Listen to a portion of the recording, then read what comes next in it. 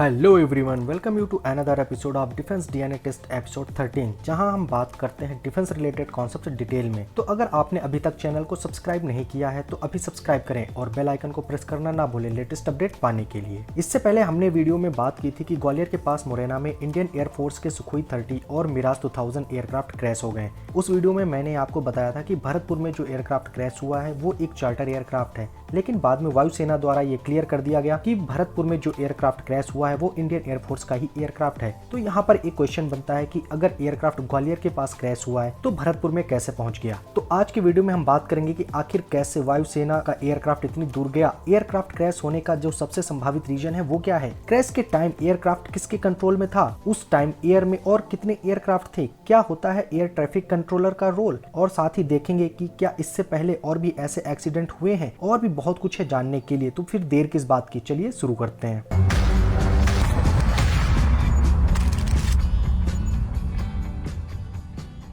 सबसे पहले मैं आपको ये बताना चाहता हूँ कि मैं जो भी इस वीडियो में बताऊंगा वो सब कुछ पब्लिक डोमेन में उपलब्ध है। इसमें कहीं भी कुछ भी क्लासिफाइड मिलिट्री इन्फॉर्मेशन नहीं है। तो पूरी कहानी को समझने के लिए आपको सबसे पहले एयरफोर्स के सेटअप को समझना होगा कि एयरफोर्स में एयरक्राफ्ट को कंट्रोल कैसे किया जाता है।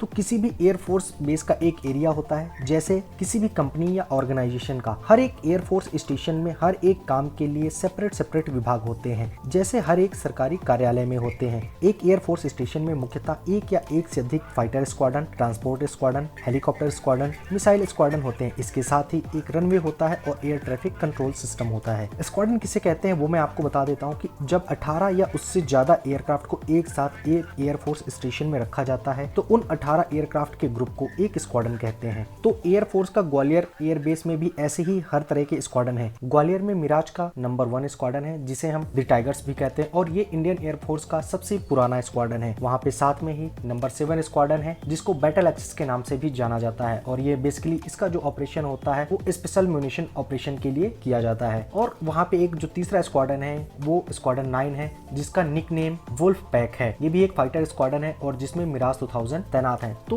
ग्वालियर एयरबेस के तीनों ही squadron, number 1 squadron, number 7 squadron और नंबर 9 स्क्वाड्रन में मिराज 2000 तैनात रहते हैं। इसके साथ ही यहाँ पे टैगडी स्क्वाड्रन भी है। टैगडी क्या है इसके बारे में मैंने आपको पिछले वाले वीडियो में ही अच्छे से समझा दिया था, आप उसे देख सकते हैं। तो कुल मिलाकर 28 जनवरी को इंडिया के बेस्ट पायलट बेस्ट एयरक्राफ्ट के साथ हवा में थे। आगे बढ़ने से पहले मैं आपको बता दूं कि एयर ट्रैफिक कंट्रोलर क्या होता है। तो आसान शब्दों में, जब कोई भी एयरक्राफ्ट या तो रनवे से टेक ऑफ करके कहीं बाहर जाना चाहता है या फिर कहीं भी बाहर से आकर उस एयरफोर्स स्टेशन में उतरना चाहता है, तो उसे अपने इस प्लान की जानकारी एटीसी को देनी होती है, क्योंकि रनवे में एक बार में एक ही जहाज को लैंड या टेक ऑफ करा सकते हैं। तो किसी भी तरह की दुर्घटना ना हो, इसलिए हर एक आने और जाने वाले एयरक्राफ्ट की पूरी जानकारी एटीसी टावर के पास में रहती है। और लगभग 50 किलोमीटर के दायरे में जितने भी एयरक्राफ्ट होते हैं वो सब एयर ट्रैफिक कंट्रोल टावर के साथ में रेडियो टेलीफोनी के द्वारा जुड़े होते हैं, तथा एटीसी के पास में ही इन सभी एयरक्राफ्ट का राडार कवरेज भी रहता है। तो कुल मिलाकर एटीसी के पास लगभग 50 किलोमीटर के दायरे में उड़ने वाले हर एयरक्राफ्ट की पूरी जानकारी होती है। तो यहाँ तक सब क्लियर है। तो आगे चलते हैं और बात करते हैं 28 जनवरी को हुए सुखोई 30 और मिराज 2000 के क्रैश की। तो इसको इस प्रकार समझते हैं। 28 जनवरी को 2 सुखोई 30 के पायलट और एक मिराज के पायलट ने अपने अपने एयरक्राफ्ट को उड़ाने की जानकारी एटीसी टावर को दी और टावर से उड़ने की परमिशन मांगी। तीनों एयरक्राफ्ट के पायलट ने टावर को बताया कि वो आज ट्रेनिंग करेंगे और तीनों एयरक्राफ्ट एक दूसरे के पास उड़ेंगे और ट्रेनिंग अभ्यास करेंगे। टावर ने तीनों एयरक्राफ्ट के पायलट को एयरक्राफ्ट उड़ाने की परमिशन दे दी। इस प्रकार टोटल 3 एयरक्राफ्ट को एक्सरसाइज करने की परमिशन दी जाती है। तीनों एयरक्राफ्ट के पायलट अपना अपना एयरक्राफ्ट लेकर रनवे से टेक ऑफ करके ग्वालियर शहर के ऊपर 10 बजे के आसपास उड़ान भरने लगते हैं। ये तीनों जहाज ट्रेनिंग करते हुए ग्वालियर के आसपास एरिया पे ट्रेनिंग करते हैं। अब चूंकि ये तीनों जहाज ट्रेनिंग कर रहे होते हैं, तो इसलिए ये शायद टावर के साथ रेडियो टेलीफोनी में कनेक्ट नहीं रहे होंगे और आपस में ही एक दूसरे को देख के उड़ रहे होंगे। ये पायलट ऐसा क्यों करते हैं? क्योंकि टैग डी के पायलट इंडिया के टॉप 1% पायलट होते हैं, जो कि यहाँ पर सिलेक्शन के बाद पोस्टेड किए जाते हैं। ये पायलट अक्सर ऐसी ट्रेनिंग करते हैं जो कि बाकी के नॉर्मल पायलट नहीं कर पाते हैं। साथ ही ये ऐसी स्ट्रेटेजी भी बनाते हैं जो कि दुश्मन को आसानी से समझ में ना आए। तो कुल मिलाकर उस दिन एयरफोर्स के 3 एयरक्राफ्ट यानी कि 3 सुखोई 30 और 1 मिराज एयरक्राफ्ट हवा में कॉम्बैट एक्सरसाइज करते हैं। इकोनॉमिक्स टाइम में छपी न्यूज के अनुसार ये 3 एयरक्राफ्ट 2 वर्सेस 1 एक्सरसाइज कर रहे होते हैं, अर्थात एक जहाज से 2 दुश्मन के जहाजों से लड़ाई करना। और ट्रेनिंग के कुछ समय बाद ही 1 सुखोई 30 और 1 मिराज एयरक्राफ्ट आपस आपस में टकरा जाते हैं और ये सारा नजारा जो तीसरा सुखोई 30 होता है वो नोटिस कर रहा होता है। तो अब आपको बता दो कि 28 जनवरी के एयरक्राफ्ट क्रैश की असली वजह एयरफोर्स ने अभी तक नहीं बताई है और शायद आगे भी पब्लिक डोमेन में यह डिस्क्लोज नहीं किया जाएगा। लेकिन जो भी संभावित और सटीक कारण मिलिट्री एक्सपर्ट्स द्वारा बताए जा रहे हैं वो मिड एयर कोलिजन ही बताया जा रहा है। तो अगर मिड एयर कोलिजन हुआ है तो उसके क्या क्या कारण हो सकते हैं उसको डिस्कस करते हैं। सबसे पहला कारण हो सकता है कि दोनों एयरक्राफ्ट के पायलट एक दूसरे को देख ना पाए हों। ऐसा इस केस में हो सकता है कि दोनों एयरक्राफ्ट के पायलट ट्रेनिंग के दौरान एक दूसरे के बहुत पास फ्लाई कर रहे हो जिससे एक दूसरे को देख ही ना पाए हों। ऐसा क्यों हो सकता है वो मैं आपको बताता हूं। तो 28 जनवरी को शायद टैग डी के पायलट एक जहाज से दो जहाज को इंटरसेप्ट करने की ट्रेनिंग कर रहे थे। आसान शब्दों में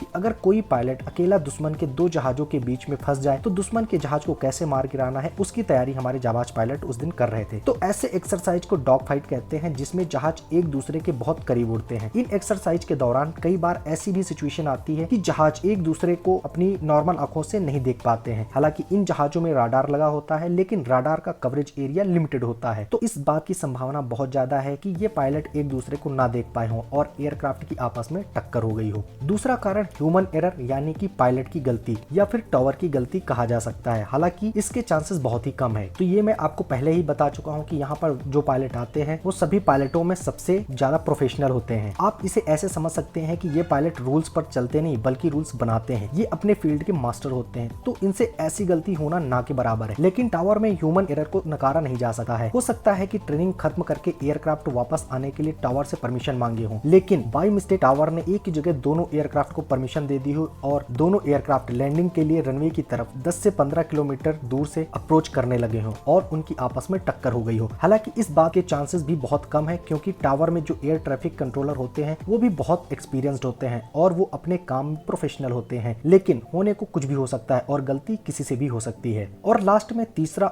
और जो सबसे ज्यादा संभावित कारण है वो ये हो सकता है कि एयरक्राफ्ट में किसी इंस्ट्रूमेंट में एरर हो गई हो जैसे कि कंपास, अल्टीमीटर या फिर जायरोस्कोप जिससे कि पायलट को सही डायरेक्शन का पता ही ना चला हो। फॉर एग्जांपल पायलट को लेफ्ट में टर्न करना हो और पायलट ने राइट में टर्न ले लिया हो जिससे कि एयरक्राफ्ट की आपस में कोलिजन हो गया हो या फिर एयरक्राफ्ट अपनी हाइट को कम या ज्यादा करने लगे हो लेकिन अल्टीमीटर जो कि एयरक्राफ्ट की हाइट बताते हैं उसने गलत हाइट बताई हो और एयरक्राफ्ट आपस में टकरा गए हो। तो कारण कुछ भी हो सकता है वो तो एयरफोर्स की जांच के बाद ही पता चलेगा लेकिन शायद वो पब्लिक डोमेन में उपलब्ध ना हो। एयरफोर्स ने इस एक्सीडेंट की जांच के लिए एयर मार्शल रैंक के ऑफिसर को सिलेक्ट किया है जो कि इस पूरे घटना की इंक्वायरी करेंगे। तो अब आपको लास्ट में बता दूं कि एक एयरक्राफ्ट मुरैना में तो दूसरा भरतपुर में कैसे गिरा। तो इसके लिए मैं आपको मैप पर ले चलता हूं। अब यह मैप पर देखिए ये है ग्वालियर का एयरफोर्स बेस, ये है मुरैना और ये है भरतपुर। आपको बता दूं कि किसी भी दो जगह की एरियल डिस्टेंस और ग्राउंड डिस्टेंस में बहुत फर्क होता है। ग्राउंड डिस्टेंस हमेशा एरियल डिस्टेंस से ज्यादा ही होती है क्योंकि एयर में हम कहीं भी डायरेक्ट जा सकते हैं लेकिन जमीन पर हमें घूम घूम के जाना होता है। तो यह आप यहाँ पर देख सकते हैं कि ग्वालियर से भरतपुर की एरियल डिस्टेंस बहुत ज्यादा नहीं है। ये मुश्किल से 60 से 70 किलोमीटर है लेकिन ग्राउंड डिस्टेंस 110 किलोमीटर के आसपास है और मुरैना से ग्वालियर की एरियल डिस्टेंस महज 15 से 20 किलोमीटर है। जैसा कि न्यूज से क्लियर है कि भरतपुर में जो विमान का डेब्री मिला है वो सुखोई 30 का है और जो मुरैना में मिला है वो मिराज 2000 का है और ऐसा अनुमान लगाया जा रहा है कि मिराज एयरक्राफ्ट ने आकर सू-30 में टक्कर मारी हो। ऐसा मैं क्यों कह रहा हूँ उसका रीजन ये है कि जैसे ही मिराज ने सू-30 को टक्कर मारी मिराज का फ्रंट पोर्शन पूरी तरह से डिस्ट्रॉय हो गया और वह थोड़ी दूर कवर करके वहीं मुरैना में गिर गया और उसके पायलट श्री हनुमंत सारथी को एग्जिट करने का भी टाइम नहीं मिला और वो शहीद हो गए। वहीं सू-30 के विंग्स डिस्ट्रॉय हुए हैं और वो लगभग 1/3 पोर्शन से टूटकर बिना पायलट के फ्लाई करते हुए भरतपुर में जाकर गिर गया और गिरने के बाद पूरी तरह से डिस्ट्रॉय हो गया। सू-30 के पायलट को इजेक्ट करने का टाइम मिल गया और वे एयरक्राफ्ट से इजेक्ट कर गए और वहीं मुरैना के पास गिर गए। चूंकि एयरक्राफ्ट अच्छी खासी हाइट में फ्लाई करते हैं और उनकी स्पीड भी 1400 से लेकर के 1500 किलोमीटर प्रति घंटा होती है तो इन एयरक्राफ्ट के द्वारा बिना पायलट के 70 से 80 किलोमीटर फ्लाई करना कोई बड़ी बात नहीं है।